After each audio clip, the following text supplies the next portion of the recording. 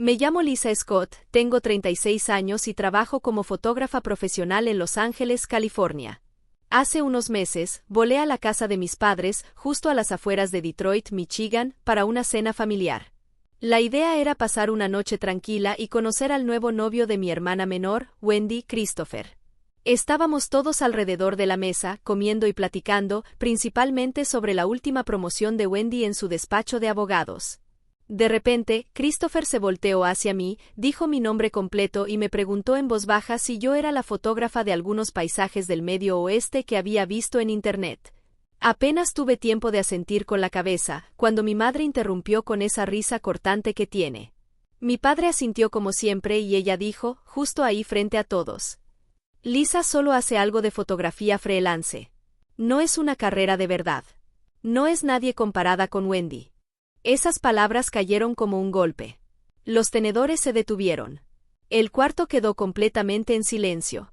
Nadie dijo nada durante lo que parecieron horas. Los ojos de Christopher se abrieron como platos.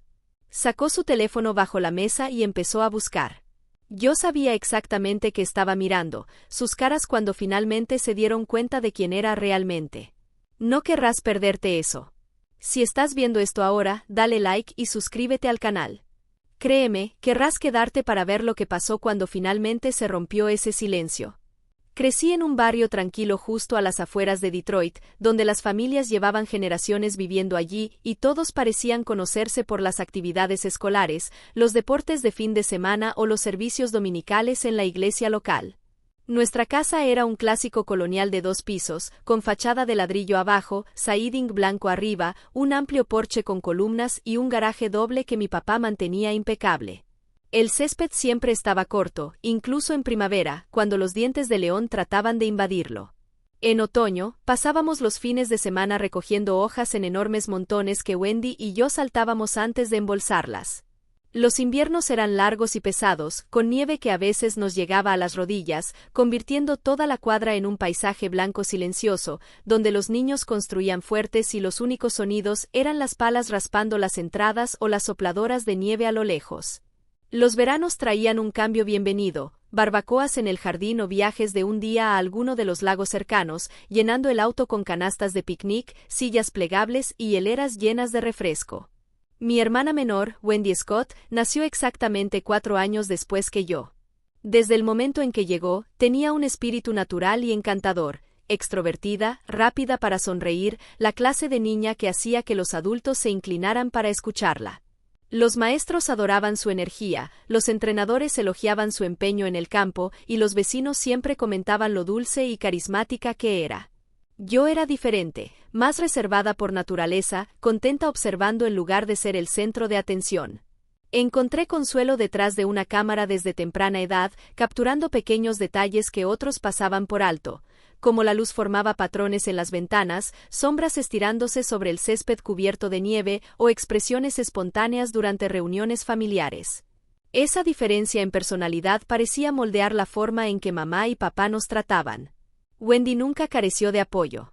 Siempre estaban ahí para ella, en las gradas, gritando su nombre durante los partidos de softball de verano, en primera fila en cada obra de teatro en la que participaba, orgullosos en cada ceremonia de premios. Los horarios se ajustaban a sus eventos, si un juego se alargaba o un ensayo necesitaba un viaje extra, nunca era un problema. Para mí, el apoyo era diferente. O más bien, a menudo sentía que no existía. Tomaba el autobús escolar con la mochila llena de libros y mi vieja cámara guardada adentro. La tarea la hacía sola en la mesa de la cocina, mientras la cena se cocinaba en la estufa y las tardes pasaban sin que nadie preguntara por mi día o por lo que más me interesaba. Las conversaciones en casa siempre volvían a los logros de Wendy, dejando poco espacio para otra cosa. Recuerdo un incidente de secundaria. Fui elegida para representar a nuestra escuela en una exposición regional de fotografía para jóvenes. Trabajé semanas seleccionando e imprimiendo mis mejores fotos de paisajes invernales locales. Cuando llegó la aceptación, llegué corriendo a casa con el certificado y la carpeta de fotos, emocionadísima. Mamá estaba en la cocina, removiendo algo en la estufa. Extendí todo en la barra esperando su reacción. Solo me dio un asentimiento rápido y apartó el certificado para seguir cocinando. Papá, leyendo el periódico en su sillón, miró lo suficiente para decir, está bien, antes de preguntarle a Wendy sobre su examen de matemáticas y si se sentía preparada. Momentos como ese se acumularon con los años. Una buena calificación en una clase de arte podía recibir un breve bien hecho, antes de que la conversación volviera a los torneos de debate de Wendy. Un pequeño premio local iba a mi pared sin comentario, mientras los trofeos de Wendy llenaban la sala. No era crueldad directa, solo un patrón constante que me hacía sentir como fondo de escena en mi propia casa. No me rebelé ni pedí atención, en cambio, aprendí a sacar satisfacción del proceso mismo, encuadrando la foto perfecta, revelando negativos hasta que la imagen aparecía, viendo el mundo de manera única. Esa distancia emocional me llevó a buscar validación en otros lugares, comentarios de maestros, pequeños reconocimientos en exhibiciones escolares o el simple placer de crear. Con el tiempo, esa soledad me enseñó autosuficiencia y una apreciación profunda por la belleza sutil. Al graduarme de la preparatoria, decidí dejar Michigan y volar a Los Ángeles para estudiar fotografía artística. La decisión tenía razones prácticas, el clima soleado casi todos los días permitía trabajar al aire libre y la era un centro real de artes con galerías, talleres y fotógrafos que podrían convertirse en mentores. Pero lo más importante era la distancia, miles de kilómetros que me darían espacio para descubrir quién era, lejos de los constantes recordatorios de lo poco que mis intereses importaban en casa. Mi primer vuelo fue una aventura en solitario, con 2 maletas, una con ropa y lo básico, y otra cuidadosamente empacada con mi cámara, lentes y unos rollos de película que no confiaba en documentar como equipaje facturado. En el aeropuerto de Detroit, hice todo sola, check-in, seguridad, abordar. Mientras el avión ascendía y el paisaje del Medio Oeste quedaba abajo, sentí una extraña mezcla de nervios y emoción. Ninguno vino a despedirme, solo un buena suerte rápido de mamá por teléfono la noche anterior, seguido de preguntas sobre si había empacado ropa abrigadora. Llegar a LAX fue como entrar en otro mundo. El aire cálido me recibió, un fuerte contraste con el frío que dejaba atrás. Los primeros años de universidad fueron difíciles. Empecé en un dormitorio básico, compartiendo piso con extraños, aprendiendo a lidiar con baños comunitarios y ruido nocturno. Para cubrir gastos, trabajé en una cafetería por las mañanas, despertando antes del amanecer para atender la hora pico. Las tardes y fines de semana los dedicaba a explorar la ciudad con mi cámara, recorriendo vecindarios, mercados, skateparks en Venice Beach o murales en los distritos de arte, capturando cómo la luz dorada caía sobre las calles. Cada rollo revelado se sumaba a un portafolio que se sentía como prueba de la vida que estaba construyendo. Los primeros años fueron también un desafío económico, pero cada foto y cada experiencia me recordaban por qué había elegido este camino, para crear mi propia historia y ser reconocida por mi talento, no por comparaciones familiares. Mi beca parcial cubría la colegiatura y algunas cuotas, pero todo lo demás, renta, comida y suministros, recaía en mí. Las comidas muchas veces eran fideos instantáneos cocinados en el microondas del dormitorio o un sándwich de pavo barato del deli del campus cuando tenía unos pocos dólares extra. Estiraba cada sueldo al máximo, evitando salir a eventos sociales que costaran dinero y recurriendo a actividades gratuitas o la biblioteca para inspiración. Eventualmente, me mudé del campus a un pequeño departamento compartido con otros 2 estudiantes, reclamando la habitación más pequeña donde al menos podía armar un rincón para editar mis impresiones. Ese constante equilibrio me enseñó disciplina, pero también trajo momentos de verdadera duda, acostada en la cama, preguntándome si había tomado la decisión correcta dejando todo lo familiar atrás. Aún así, pequeños pasos hacia adelante me mantuvieron en movimiento. Después de un año más o menos, conseguí un puesto como asistente sin paga con un fotógrafo local que hacía trabajos comerciales por la ciudad. Yo iba los días de sesión a cargar equipo, sostener reflectores o hacer recados, absorbiendo todo lo que podía sobre la organización profesional y la interacción con clientes. Esas experiencias me llevaron a mis primeros trabajos pagados, asignaciones editoriales modestas para revistas online o publicaciones locales que necesitaban imágenes de historias sobre la vida urbana. Recibir esos cheques, aunque apenas alcanzaban para la renta, se sentía como validación de que iba en la dirección correcta. El verdadero hito llegó cuando fui aceptada en mi primera exposición grupal en una pequeña pero respetada galería en el centro de Los Ángeles. Ver 3 de mis impresiones de la serie urbana enmarcadas y colgadas en paredes blancas, con una tarjeta con mi nombre al lado, me dio una emoción que había buscado durante años. La noche de inauguración fue intensa, mezclándome con otros artistas, respondiendo preguntas de los visitantes sobre mi proceso, confirmé que pertenecía a ese mundo. Por esa época llamé a casa para compartir la noticia de la exposición, con la voz probablemente más alta de emoción. Mamá escuchó un par de minutos, ofreciendo un cortés "suena bien", antes de cambiar la conversación a si Wendy necesitaba ropa nueva para sus próximas entrevistas de la Facultad de Derecho y si yo había visto algo adecuado mientras compraba en California. Esa conversación se quedó conmigo más de lo que esperaba. No fue dramática ni hubo enojo, solo otro cambio sutil de enfoque que resonaba con tantos anteriores. Desde entonces, dejé de dar actualizaciones sobre mis logros, dejando que las pequeñas victorias y el creciente sentido de logro se mantuvieran en privado mientras invertía toda mi energía en lo que estaba por venir en esta ciudad que empezaba a sentirse como hogar. Pasaron muchos años y mi carrera fotográfica se estabilizó gradualmente en Los Ángeles, de formas que mi familia apenas conocía. Los logros fueron lentos pero significativos, apreciados dentro del mundo del arte pero sin aparecer en titulares.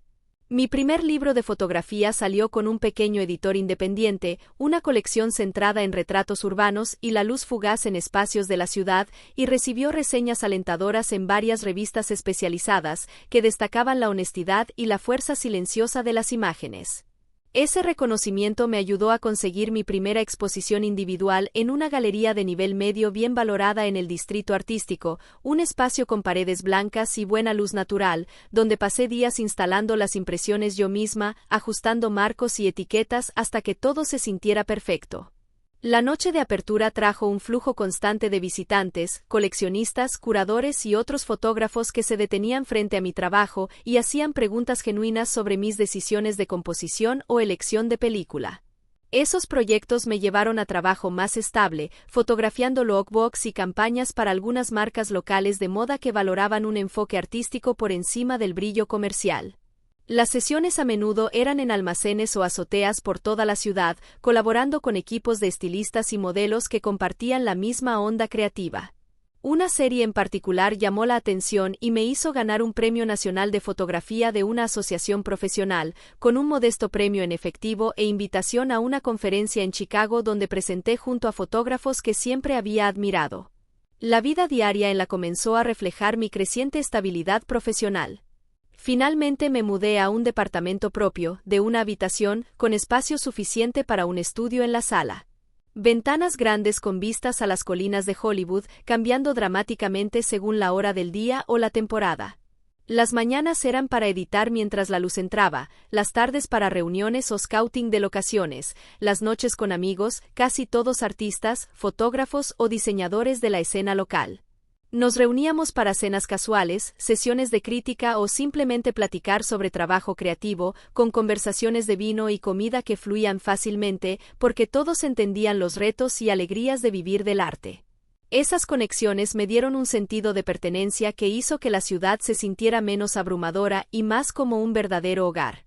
Durante este periodo, mi mejor amiga Whitney se convirtió en la única persona que conocía a ambos lados de mi vida. Desde la universidad habíamos estado muy unidas, compartiendo sesiones nocturnas en el cuarto oscuro y frustraciones con tareas, y era la única con quien hablaba de la familia, escuchando sin juzgar cada vez que necesitaba procesar otra visita o llamada telefónica. Mis visitas a Detroit siguieron siendo poco frecuentes, solo un par de veces al año para Navidad o cumpleaños de mamá, siempre en vuelos económicos. Hablaba de mi trabajo de manera deliberadamente vaga. Mencionaba que estaba ocupada con la fotografía freelance, y mamá respondía con una preocupación superficial sobre los altos costos de vivir en California antes de pasar suavemente a historias sobre los últimos casos de Wendy en su firma de abogados. Mantener esa separación se volvió natural, un hábito protector que me permitió disfrutar plenamente de mi vida y logros aquí sin el peso de las viejas expectativas. El éxito sabía más dulce porque era mío, ganado con persistencia en una ciudad que valoraba la visión que había desarrollado.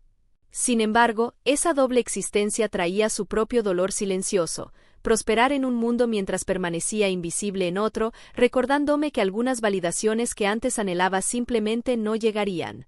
Hace unos meses, volé desde Los Ángeles a Detroit nuevamente para conocer a Christopher, el nuevo novio de mi hermana Wendy, por quien toda la familia estaba emocionada. El clima era típico de invierno en Michigan, helado y bajo cero, que calaba hasta los huesos al bajar del avión. Mamá y papá me recogieron en el aeropuerto Detroit Metro. Durante el camino, charla ligera sobre la nieve y como Wendy estaba ansiosa por presentarme oficialmente a Christopher. Al llegar a la casa, todo estaba preparado para una noche especial. La mesa estaba vestida con la vajilla fina, servilletas de tela y velas encendidas. Papá había preparado su carne asada al horno, llenando la casa con aromas deliciosos antes de que nos sentáramos. Nos acomodamos alrededor de la mesa. Wendy se sentó cerca de Christopher, radiante, contando los detalles de su promoción temprana en la firma, y él escuchaba atentamente, compartiendo también historias de su trabajo en finanzas. La conversación era cálida y relajada, con risas, segundos platillos y vino. Todo parecía cómodo en la superficie, el frío afuera haciendo que dentro se sintiera aún más acogedor. Entonces, Christopher se volvió hacia mí, genuino e interesado, mencionando haber visto mi serie de paisajes del Medio Oeste en línea y preguntando sobre mi inspiración y estilo. Comencé a responder, sorprendida de que alguien mostrara curiosidad real por mi trabajo.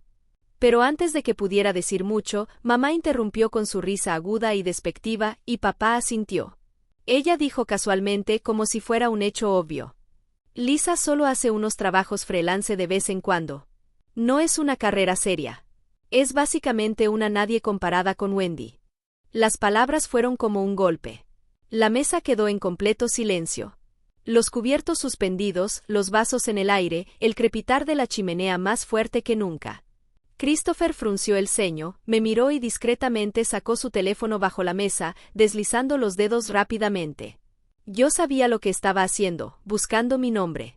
Luego, con voz calmada pero clara que rompió el silencio, empezó a compartir lo que encontró, reseñas positivas de mi libro de fotografía, detalles sobre mi exposición individual más reciente en una galería respetada de Los Ángeles y el Premio Profesional Nacional de Fotografía que había ganado. No lo dijo de forma exagerada, solo los hechos, quizás pensando en aclarar el aire, pero cada pedazo de información flotaba en el aire, cambiando completamente la atmósfera. La sonrisa de mamá desapareció, su tenedor quedó olvidado sobre el plato. Papá miraba el teléfono mientras Christopher lo inclinaba un poco para mostrar la página. Wendy se movía incómoda en su asiento, mirando entre todos nosotros con creciente inquietud. El silencio se extendió, denso e incómodo, roto solo por el ocasional crepitar de la chimenea. Me senté allí viendo cómo sus expresiones cambiaban, la sorpresa convirtiéndose en confusión y luego en algo cercano a la incredulidad. Nadie habló durante lo que parecieron minutos, el peso de años sin decirse nada presionando la habitación en ese único e inevitable momento. Cuando Christopher terminó de leer unas líneas de reseña sobre mi última serie fotográfica, las palabras se quedaron flotando y en ese silencio prolongado, algo dentro de mí finalmente se rompió. No fue un estallido dramático ni años de rabia acumulada explotando de golpe. Fue más tranquilo que eso, una determinación constante que me impulsó a hablar verdades que había mantenido enterradas durante demasiado tiempo. Miré alrededor de la mesa a cada uno de ellos, con mi voz firme, mientras comenzaba a señalar los patrones que habían definido a nuestra familia desde que tengo memoria.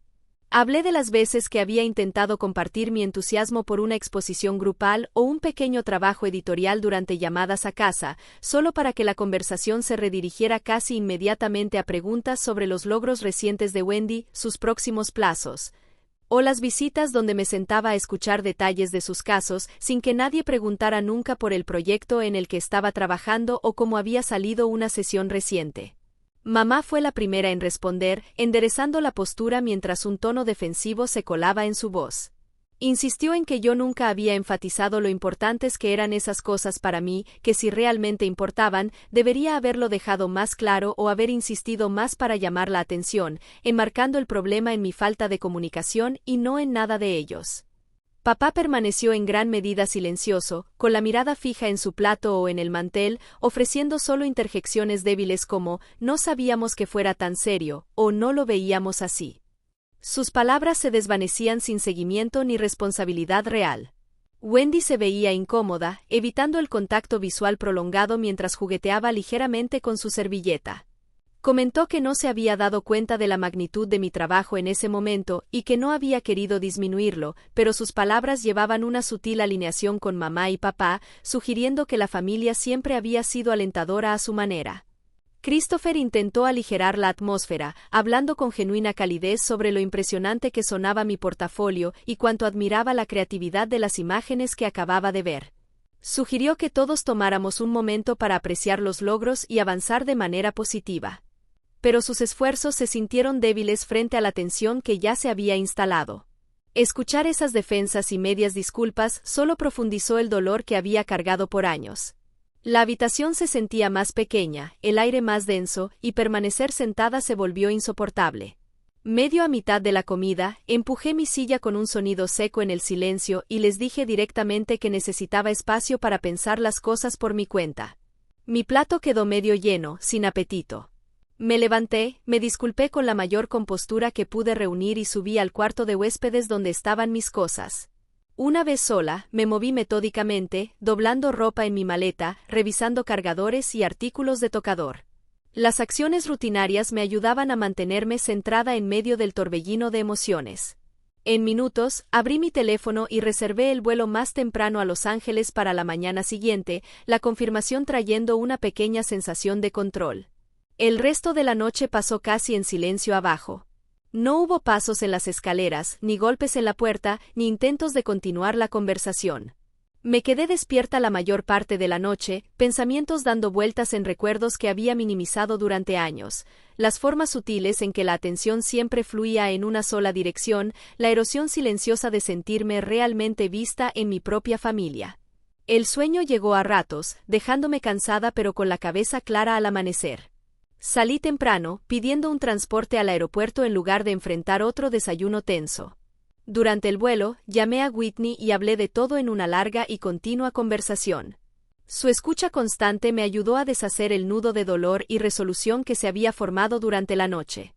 Tras ese vuelo emocional y la larga charla con Whitney, pasaron 3 meses y tomé la decisión de cortar contacto por completo con mi familia en Detroit.